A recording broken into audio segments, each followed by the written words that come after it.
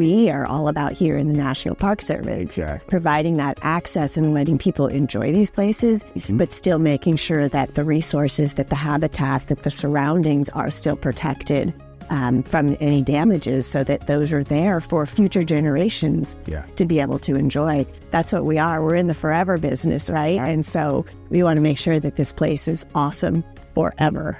Back open at last. Welcome to Pocono Mountains Podcast, everyone. I'm your host, Jim Hamill. This is Season 4, Episode 25. It has been 6 years and some months since George Childs Park has been open to the public. A couple weeks ago, the favorite of so many locals and visitors reopened after the National Park Service worked to restore the park's trails and platforms following a destructive winter storm back in 2018. The new Childs Park is even more accessible, protecting nature and giving folks a whole new way to experience the waterfalls and beauty that surrounds visitors here. I'll walk and talk with Kathleen, one of the park rangers, thankful to have Childs Park back open in just a bit. The Poconos is a year-round destination for millions, with 2,400 square miles of mountains, forests, lakes, and rivers. With historic downtowns and iconic family resorts, it is the perfect getaway. You can always find out more on PoconoMountains.com or watch PTN, the Pocono Television Network, streaming live 24/7. Now back to the episode. We got a sneak peek a year ago on the progress that was being made at Childs Park.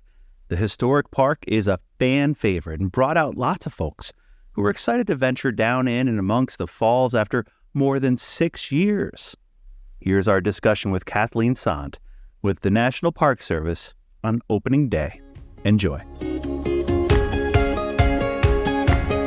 Hi, everyone. It's Jim Hamill with Pocono Television Network, and we are here on the day that Childs Park has reopened. Kathleen Sant with the National Park Service is here. You got the sign here. You have so many people who just witnessed that reopening of the park. How excited are you guys? We are so excited, and seeing the look on everybody's faces today when they started to arrive early and then start out on that trail for the first time. For many of them, return visitors who've been looking forward to this for quite a few years, 6 years. So we're very excited. Since 2018's massive storm here, and people keep showing up here. They keep showing. Let's follow them down the path. Let's see what they're going to look at. George Childs Park. This thing goes back to the late 1800s. I mean, that is an impressive legacy here of what George Childs wanted to provide.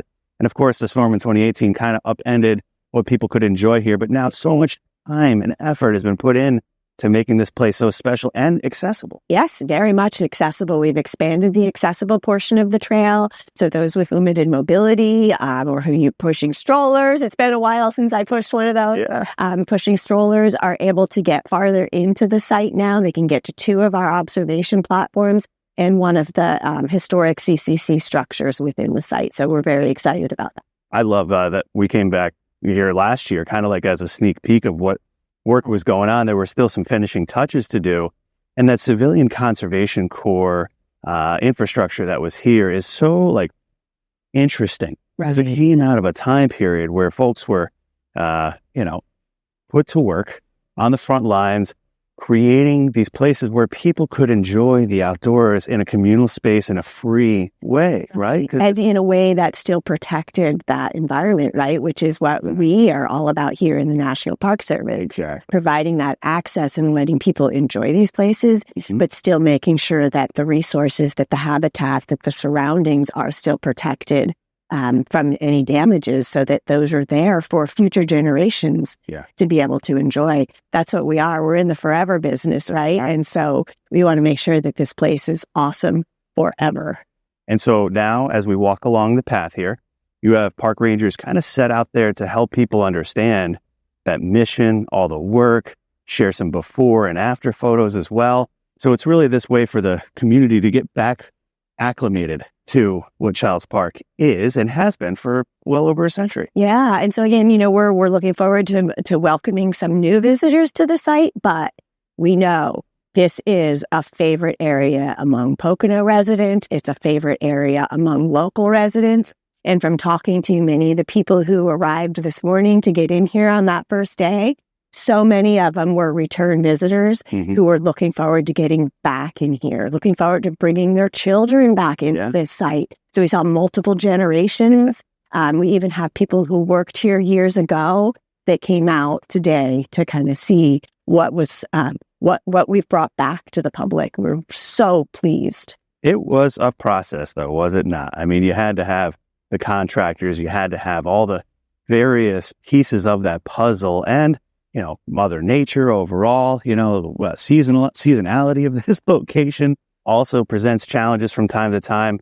So it must have just been like this difficult process, but nonetheless important process, right? Right. It was, like you mentioned, it was like a puzzle, lots of different pieces to put together, whether it was the repairs, the damage assessments, the cost estimates, the scopes of work for the contractors, so we knew what we needed them to do, securing funding for each step of the way, too. We had to be able to make sure that we had funding to be able to do all of the work that was needed to be done. And again, a lot of the behind-the-scenes work that has to go into that, where we're making sure that the work that's happening here isn't doing any further harm to the environment.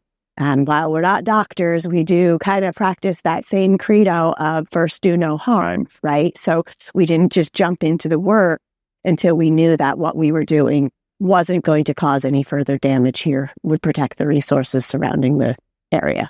Yeah, great work. Dingman's Creek here, a treasured natural resource here feeding down into the Delaware River and into the gap here. And tumbling over Dingman's Falls on its way, right? Yeah. So another set of waterfalls even further downstream at a popular site.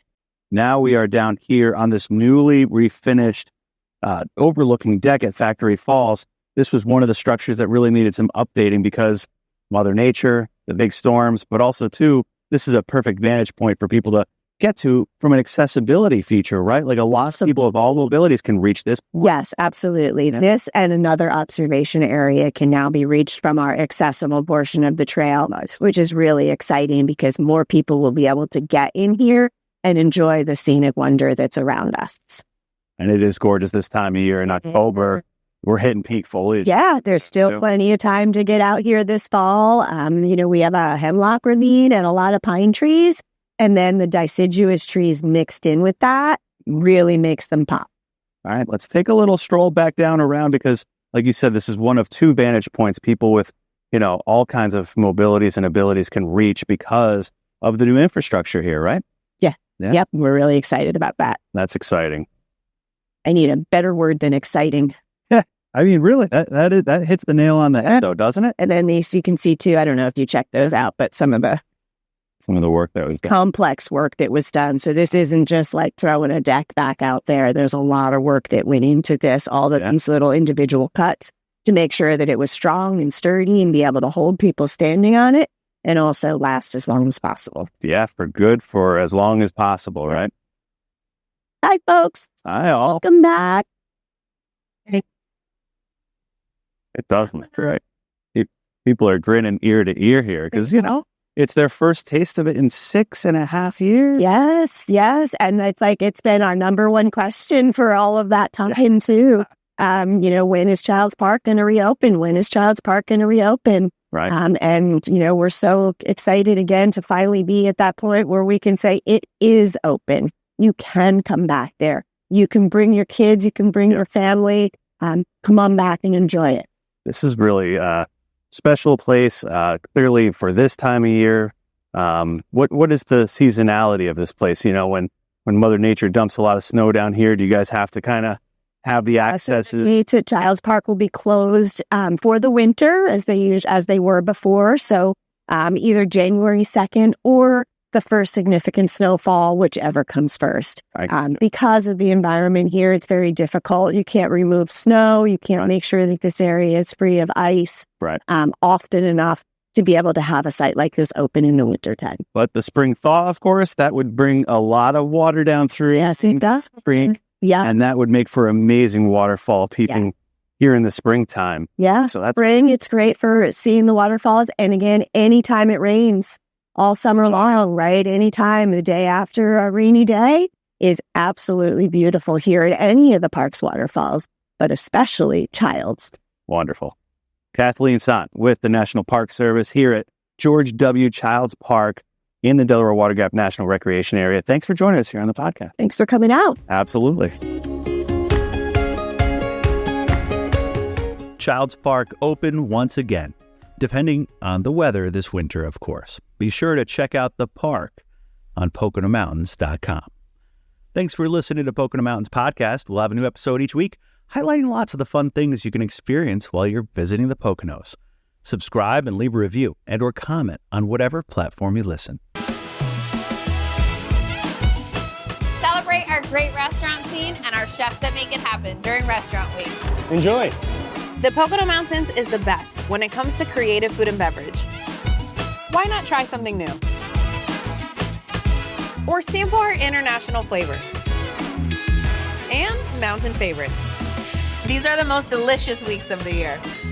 You just have to know when it is. Visit PoconoMountains.com. We're back. Thanks for listening to Pocono Mountains Podcast. I'm Jim Hamill. Now for a Pocono Mountains Podcast Extra. Recently, Chris and Deanna visited the new Nesquehoning train station, part of the Redding and Northern, taking passengers on excursions throughout the Poconos, especially to see fall foliage. Here's a listen to their recent visit. Enjoy. Hey everyone, it's Deanna Fontanez. And Chris Barrett. We're back here again at the Nesquehoning train station for the official grand opening this time and the ribbon cutting. We had the opportunity to talk to two amazing people who have so much knowledge and history about the train station, number one, and the steam locomotive 2102. That's right. And we spoke with Senior Vice President and General Manager Matt Fisher. He told us a lot of great stuff. Let's hear what Matt has to say.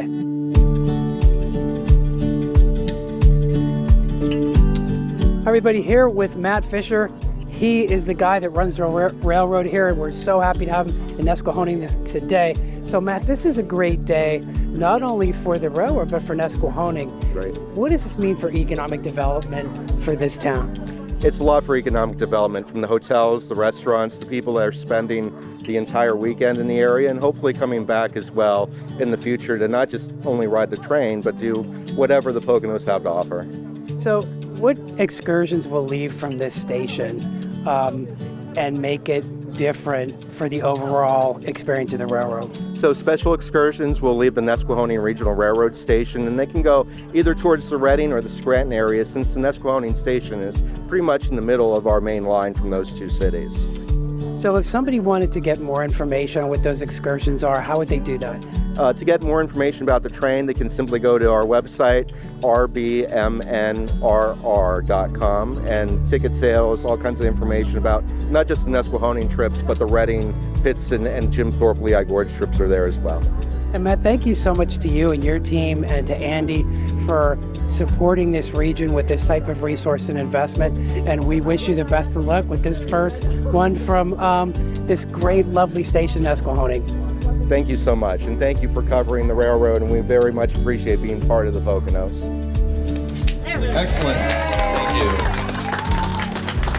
you. So I'm here with Jamie. So Jamie, tell me a little bit about the history about the steam locomotive, the trains, and the passenger rides.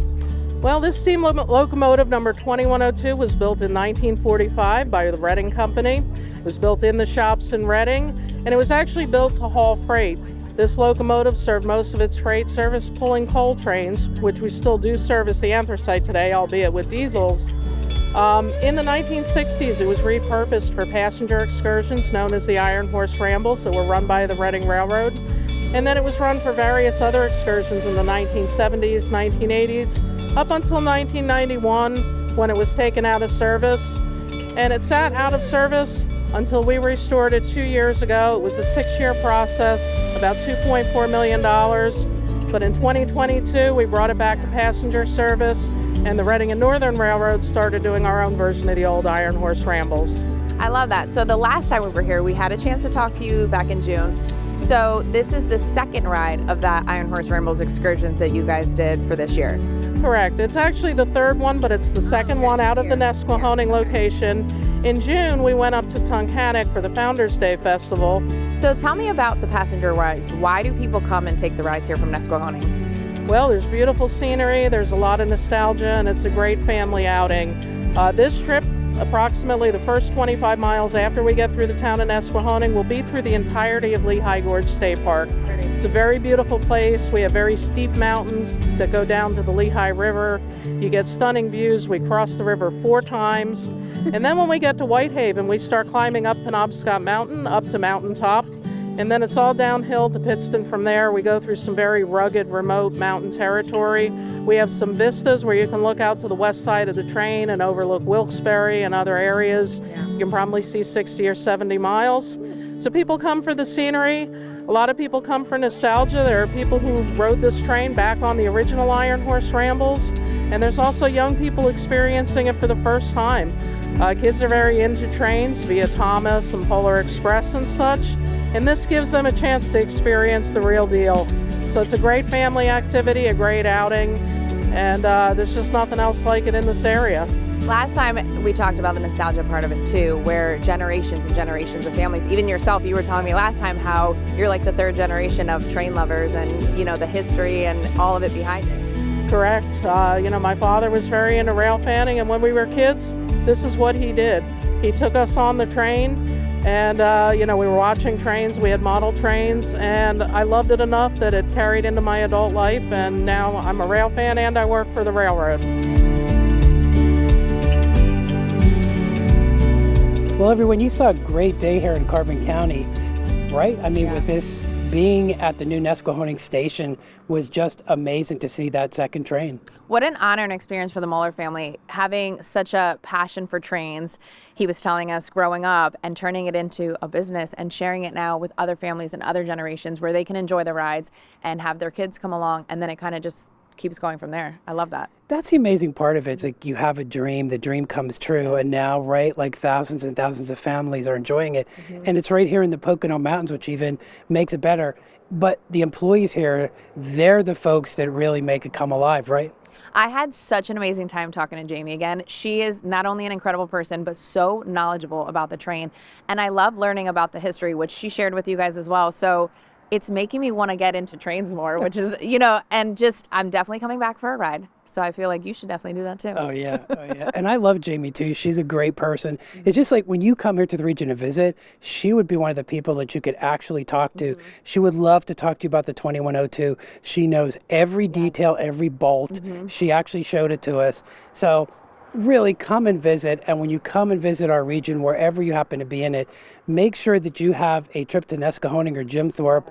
Check our website out at PoconoMountains.com. It'll tell you how to do that because this is a must-see attraction, right, Deanna? Yes. So definitely check their website for other rides coming up the rest of the year. I'm Chris Barrett for the Pocono Television Network. And I'm Deanna Fontanez. We'll see you next time.